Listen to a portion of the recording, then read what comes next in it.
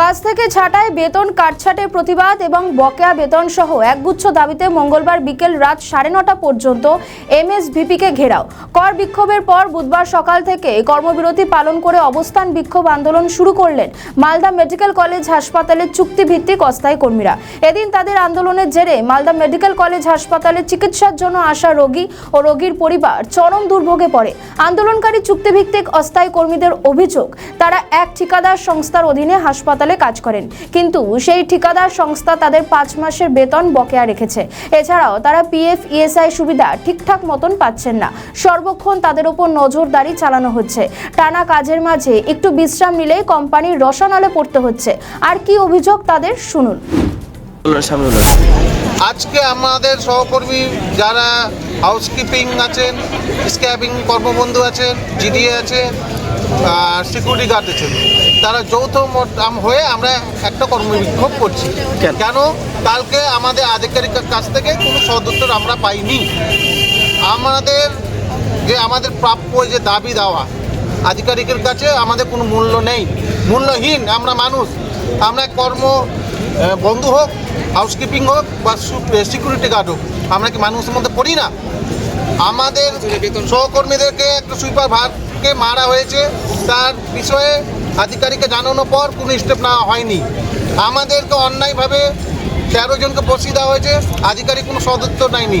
5 মাস থেকে কোনো বেতন দিচ্ছে না আমাদের সহকর্মীদের, না পিএফ, না ইএসআই, না বোনাস, কোনো রকম সুযোগ সুবিধা আমরা পাচ্ছি না। তাই আমরা যৌথভাবে আজকে বসেছি, যতক্ষণ সদুত্তরটা পাবো না আমরা উঠবো না। কাজ তো ব্যাহত হচ্ছে হাসপাতালে। আমরা জরুরি পরিষেবা বজায় রেখে বিক্ষোভটা চালাচ্ছি। কতক্ষণ চলবে এটা? যতক্ষণ আমাদের সুলা হয়নি ততক্ষণ আমরা কন্টিনিউ করতে থাকবো। আপনার নাম? পিন্টু শেখ। থেকে আমরা একইভাবে আন্দোলন চালিয়ে যাচ্ছি। আমাদের কোনো 5 মাসের বেতনের কোনো সুরাহা এখন অবধি আমরা পাইনি। প্লাস পিএফ ইএসআই আমাদের উপরে, মেয়েদের উপরে টর্চার হচ্ছে। এখানে যে কাউকে যে বেতনের কথা বলতে যাচ্ছে, এখানে সুপারভাইজার বলে কেউ আরমান কোম্পানির এসে এখানে কাজ করছেন অফিসে, আমরা যদি বলতে যাই যে আমরা বেতন পাচ্ছি না, সেই ক্ষেত্রে আমাদেরকে 10 দিন অনিশ্চয়ভাবে বসিয়ে দেওয়া হচ্ছে। এক্সট্রা থ্রেট দেওয়া হচ্ছে যে তোমরা মেয়ে মানুষ, তোমরা বাড়ি যেতে পারবে তো। এইভাবে আমরা দুশ্চিন্তার মধ্য দিয়ে রাতের বেলা বাড়ি যাচ্ছি। ভয় কাজ করছে আমাদের মনে, আমাদের বাড়িতেও বাচ্চা আছে, মা বাবা আছে। এইভাবে যদি আমরা থ্রেটিং হই তাহলে আমরা কিভাবে কাজ করব? বেতন তো কোনো সুরাহা হলো না। কালকে এমএসভিপি আমাদের আজ অবধি এখন অবধি সুরাহা দেয়নি। তাই আজকে আমরা সুইপার থেকে শুরু করে, সিকিউরিটি থেকে শুরু করে, সিডিএ স্টাফ থেকে শুরু করে আমরা সবাই একত্রিত হয়ে এসে এই ময়দানে আজকে বসেছি। কতক্ষণ চলবে?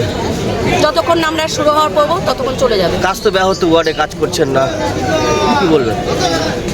কাজ তো বন্ধ রেখে আন্দোলনে বসেছে, যাতে এখন আমরা পেটের খিদার এসে বসতে বাধ্য হয়েছি। কি নাম আপনার? রূপা বিশ্বাস। আমরা যখন কাজে নামি আমাদের প্রচুরভাবে মেন্টালি টর্চার করে।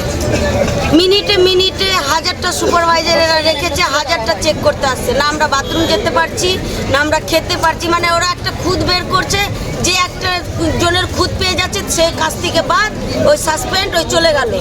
তার পরিবর্তনে নতুন লোক নিয়ে নিল। আমাদের 135-এর মধ্যে নতুন লোক ঢুকলো কি করে? ওই যদি নতুন লোক নাই তাহলে ওরা 300 এমএসভিপি 300 কোটা করুক। 300 লোক যদি নাই তো 300 কোটা করুক। আমাদের 135 জনকে বের করে ওই 135 জন ঢুকাতে পারে না। কি করছেন আজকে? আজকে আমরা এই যে আন্দোলনে বসে আছি। আমাদের 7 দিনের কারো বেতন কাটছে, ফুল বেতন খাটার থেকে কারো 6 দিনের কাটছে, কারো 5 দিনের কাটছে। প্রচুর হালে মেন্টালি টর্চার করছে, ভয় খাওয়াচ্ছে, 50 বার ছবি তুলতে আসছে, 50 বার বাথরুম যেতে পারছি না, আমরা খেতে একটু যেতে পারছি না, একটু চা খেতে পারছি না। আর আমরা 9টা থেকে 4টা অবধি আমাদেরকে ডিউটি করে দিচ্ছে, টাইম সিস্টেম করে দিচ্ছে। তার মধ্যে তো আমরা 5 মিনিট তো একটু বাথরুম যেতে পারবো। আজকে কাজ বন্ধ রেখেছেন? আজকে আমরা কাজ বন্ধ রেখেছি। কি নাম আপনার? আমার নাম রীতা মল্লিক। আমাদের ভিডিও ভালো লাগলে লাইক ও শেয়ার করুন, কমেন্ট সেকশনে আপনাদের মতামত জানান। আরও ভিডিও পেতে আমাদের চ্যানেলটিকে সাবস্ক্রাইব করুন এবং প্রতি মুহূর্তে খবরের আপডেট পেতে প্রেস করুন বেল আইকন।